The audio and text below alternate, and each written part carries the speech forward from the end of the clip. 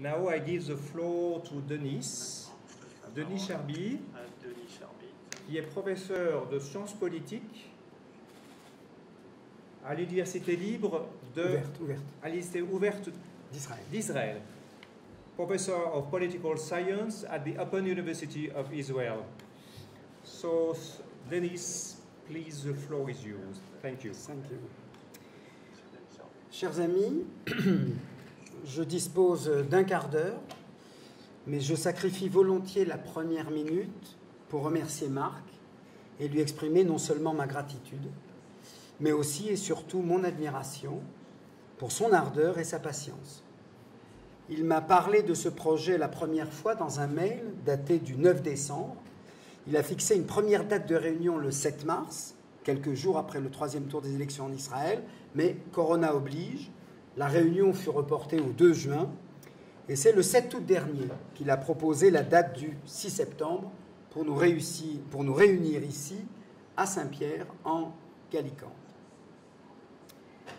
J'étais, il faut bien le dire, un peu sceptique. Le coronavirus m'a donné raison provisoirement, mais au final, c'est bel et bien la conviction intime, la bonne volonté, la fermeté de Marc qui l'a emporté. Nous sommes donc réunis ici pour un forum de la paix. Vous l'aurez remarqué, on ne se prive pas au gouvernement israélien, en Israël, de tout décréter historique. Le transfert de l'ambassade américaine de Tel Aviv à Jérusalem est historique. La reconnaissance américaine de l'annexion du plateau du Golan par Israël est historique. Le deal du siècle du président Donald Trump l'est également. L'accord avec les Émirats arabes unis. Et même l'autorisation saoudienne à laisser l'aviation civile israélienne survoler l'espace aérien d'Arabie saoudite. Comment sait-on qu'un événement, lorsqu'il a lieu, est historique? Le critère est simple. L'inscription dans la durée. Lisez la presse israélienne du 17 mai 1983. Ce jour-là, Menachem Begin, Premier ministre d'Israël, et Amin Gemayel, président du Liban, ont signé un traité de paix. Mais comme il fut abrogé 10 mois plus tard, eh bien, cette rencontre entre les deux leaders et leurs deux signatures au bas du traité de paix ont cessé de jouir de ce qualificatif d'historique qu'on leur avait attribué initialement. Et donc, si dans 10 ans, dans 20 ans, dans 1 an, l'accord avec les Émirats tient toujours, alors oui, l'événement aura mérité d'être ainsi qualifié. Il aura créé un précédent, à plus forte raison si d'autres pays arabes et musulmans les suivent. Pour que notre forum soit lui aussi historique, il faut donc qu'il ait un prolongement. Si nous en tenons à cette seule rencontre d'aujourd'hui, nous aurons bien mérité, et Marc en premier, mais cela n'aura pas été une rencontre significative. Si j'insiste sur cette idée, c'est que je ne peux pas ne pas admettre que du côté gouvernemental israélien et américain, on est dans l'action, on est dans l'initiative, alors que nous, association des droits de l'homme, préoccupés de mettre fin à l'occupation israélienne et partisans de la paix en général, nous sommes dans la réaction. C'est bien normal, ils ont le pouvoir et la puissance, nous n'avons pas le pouvoir et notre puissance est faible. Mais pourquoi penser que l'action n'est digne de ce nom que si c'est le pouvoir qui l'effectue? À nous d'être une force de proposition, à nous de créer la surprise, à nous de multiplier des initiatives. Car il me paraît que c'est dans cette zone-là que nous sommes cruellement absents. Étudions les scénarios possibles, ou plutôt les modalités d'action, pour les Palestiniens dans la conjoncture actuelle. Il y a bien sûr le toujours possible recours à la violence. Cette option, je ne la considère ni possible, ni souhaitable, ni efficace. Pas souhaitable parce que je suis plutôt un pacifique, un militariste, et que je persiste à penser que des conflits doivent être réglés par le dialogue et la négociation, non par la violence, même si je sais bien que dans l'histoire, elle pèse souvent et qu'elle fait avancer les choses. Pas possible parce que dans les conditions actuelles, la capacité de renseignement et de contrôle exercée par Israël est telle que si l'action violente peut être le fait d'un individu, globalement, les cellules armées sont aujourd'hui neutralisées, mises sur écoute, surveillées, avec des moyens de plus en plus performants, ce qui rend impossible une stratégie de violence organisée. Le recours à la violence n'est peut-être pas impossible, mais il est beaucoup plus difficile d'y recourir qu'en 1987 et en 2000. Pas efficace, la violence. La violence ne peut être efficace que si elle fait passer un message à l'autre camp et que celui-ci peut l'entendre et le comprendre. Mais globalement, la raison principale pour laquelle la violence est à disqualifier, c'est qu'elle enferme un peu plus les Israéliens dans leur refus et le non-dialogue, et les Palestiniens dans une situation encore plus précaire. Une autre voie est celle de la résistance civile. Côté palestinien, cela pourrait être des manifestations, des grèves, à la Gandhi, pourquoi pas. On n'en voit pas beaucoup de signes, et s'il y en a, elles ne parviennent pas toujours à l'opinion israélienne, mais je suis le premier à applaudir à l'émergence et à la consolidation d'une résistance non-violente civile. Côté israélien, la résistance civile à l'occupation s'incarne dans 3 types d'actions. Il y a d'une part les associations qui prônent la coexistence, multiplient les échanges et les rencontres. Elles reposent sur la confrontation des expériences et la conviction que des solidarités peuvent être ainsi nouées.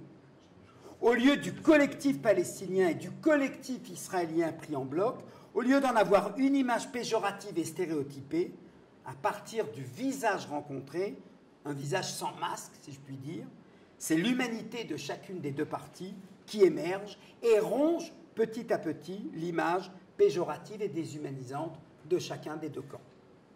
Ces initiatives existent, mais elles sont méconnues, et entre autres parce que les organisateurs ne souhaitent pas toujours leur donner trop de publicité, susceptible de favoriser une récupération du côté israélien.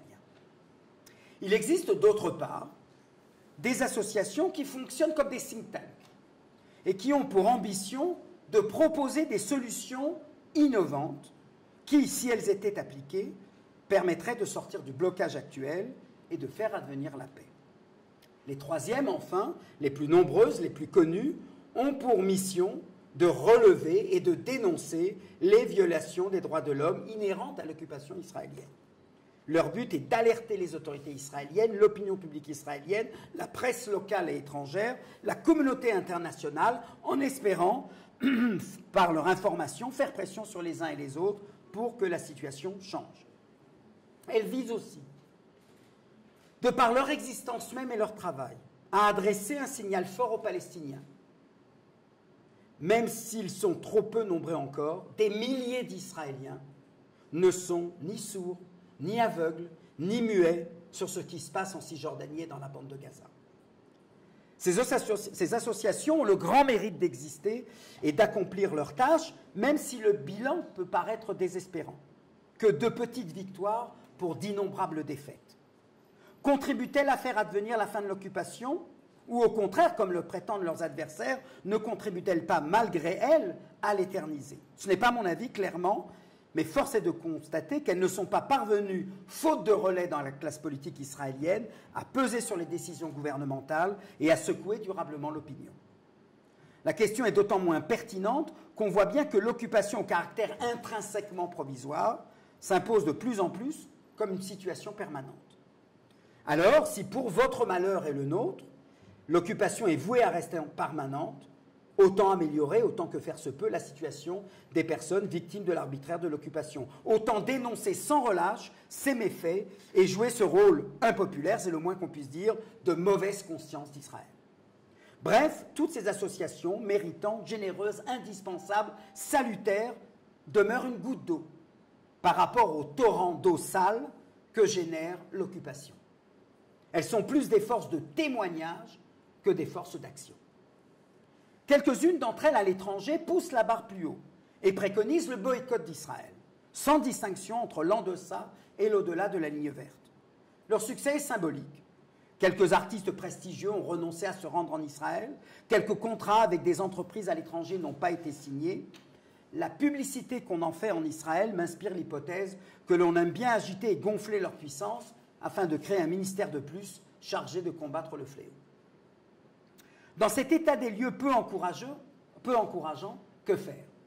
J'ai une idée, je ne suis pas certain d'avoir raison, je suis là pour la partager, pour qu'elle soit discutée, examinée, et au demeurant critiquée. Elle pourrait créer la surprise. Mon postulat est double. C'est d'une part le blocage politique actuel, confirmé à 3 reprises en 2019 et 2020. Netanyahou, malgré son savoir-faire, sa prétention à détenir le record de longévité à la tête du gouvernement, ne parvient pas à former une majorité parlementaire de plus de 60 députés. Deuxième postulat, sur le plan des attitudes de l'opinion publique israélienne, celle-ci reste grosso modo divisée en 3 blocs.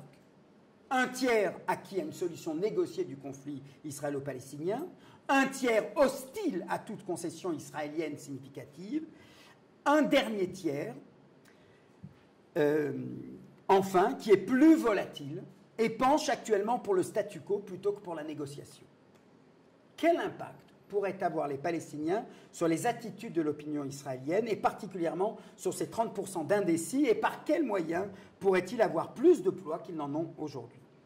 Je voudrais, pour terminer, vous soumettre plusieurs canaux. Le premier est d'ordre diplomatique. S'il est vrai que les règles du jeu ont changé et qu'au paradigme de la Ligue arabe, en vertu duquel la fin de l'occupation entraînera la reconnaissance et la normalisation des relations avec Israël, alors il incombe à la diplomatie palestinienne d'en tenir compte.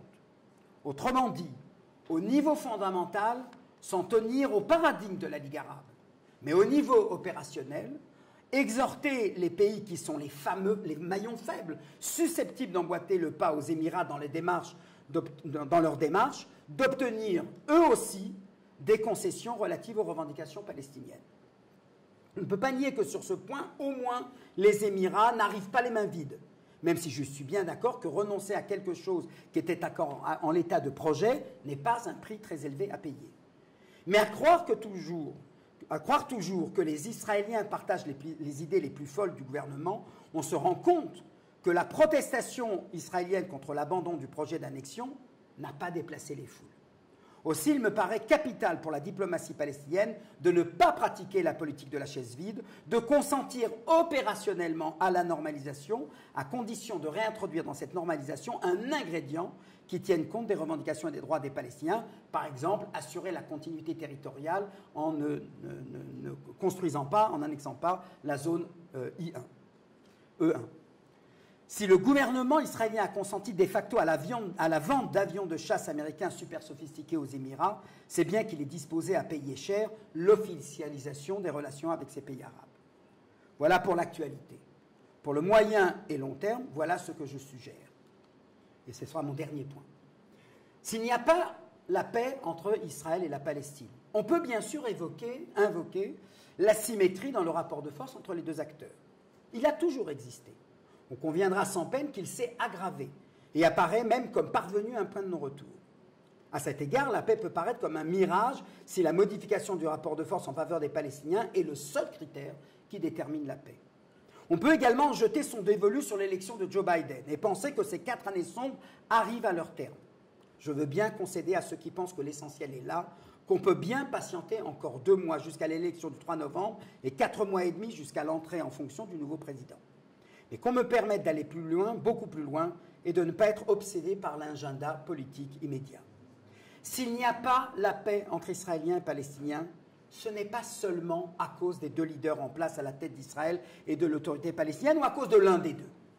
Après tout, l'un et l'autre quitteront le pouvoir, un jour ou l'autre, et entre nous, on ne sera guère plus avancé. S'il n'y a pas la paix, c'est que ni l'un ni l'autre n'exigent de leur peuple qu'ils fassent tout ce qui est en leur possible pour arriver à la paix. Qu'ils doivent prendre de part et d'autre des décisions douloureuses. Et s'ils ne prennent pas ces décisions douloureuses, c'est parce que de part et d'autre, côté palestinien comme côté israélien, on n'est pas entièrement convaincu que la présence des Juifs et des Arabes sur cette terre est légitime et politiquement légitime, et que cette présence, cette coexistence, quelles que soient les circonstances dans lesquelles cette présence, c'est par la nature, par le droit ou par la force, est un fait irréversible. C'est cette légitimité indiscutable des êtres humains juifs et arabes à rester où ils sont, même s'il faut nullement exclure qu'on trace ensuite une frontière et que cela entraîne des implications sur le lieu même de leur résidence. Mais nous ne serons guère entendus, partisans de la paix et militants des associations, si cette concession-là n'est pas faite de part et d'autre, et qu'à partir de là, il reste à s'entendre sur l'expression politique et diplomatique de cette double légitimité-là. Pour terminer, faisons de la diplomatie publique un instrument qui serve la cause de la paix. Nous ne voyons de la normalisation actuelle que ce qui affecte la cause palestinienne dans le court terme. Dans le moyen et le long terme, la reconnaissance d'Israël peut favoriser la fin de la démonisation des Arabes dans l'opinion israélienne. Si les Arabes nous reconnaissent, alors peut-être que le conflit n'est plus existentiel, n'est plus vital, n'est plus un jeu à somme nulle entre eux ou nous. Il n'est pas exclu que le pragmatisme israélien conduise de plus en plus parmi nous à ne plus envisager le conflit comme un cheval de Troie, mais comme soluble, enfin, dans le respect des aspirations de toutes et de tous à la vie, à la paix, à la sécurité et à la dignité. Merci.